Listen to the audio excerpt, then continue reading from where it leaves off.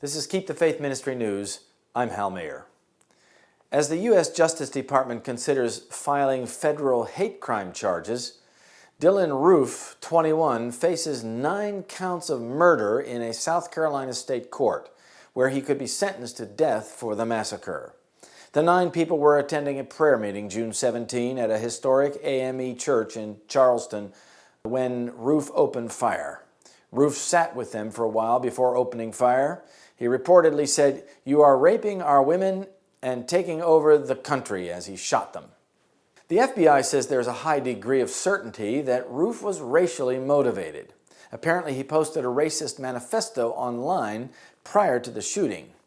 The person controlling the website tried to make it anonymous after the attack. The body of Clementa C. Pickney, pastor of the church and a state senator, lay in state in the South Carolina State House in Columbia for public viewing. Justice Department and FBI officials agreed that the Charleston shooting was so horrific and racially motivated that the federal government must address it, law enforcement officials said. South Carolina does not have a hate crimes law, and federal investigators believe that a murder case alone would leave the racial component of the crime unaddressed. This directly fits the hate crime statute, one law enforcement official said. This is exactly what it was created for.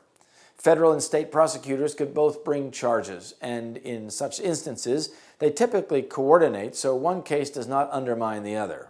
Roof wrote a 2,500-word screed on his website in which he said, "I am not in the position to alone go into the ghetto and fight.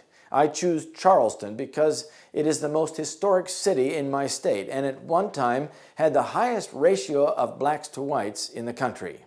We have no skinheads, no real KKK, no one doing anything but talking on the internet."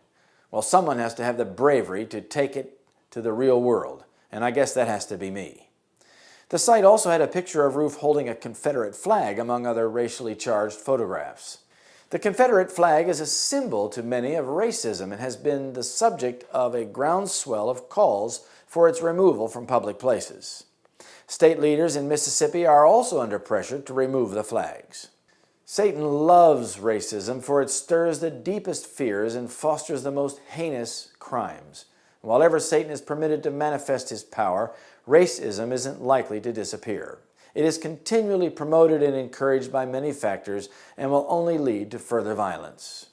We are living in the midst of an epidemic of crime, at which thoughtful, God-fearing men everywhere stand aghast.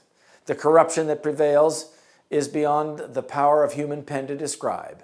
Every day brings fresh revelations of political strife, bribery, and fraud. Every day brings its heart-sickening record of violence and lawlessness, of indifference to human suffering, of brutal, fiendish destruction of human life.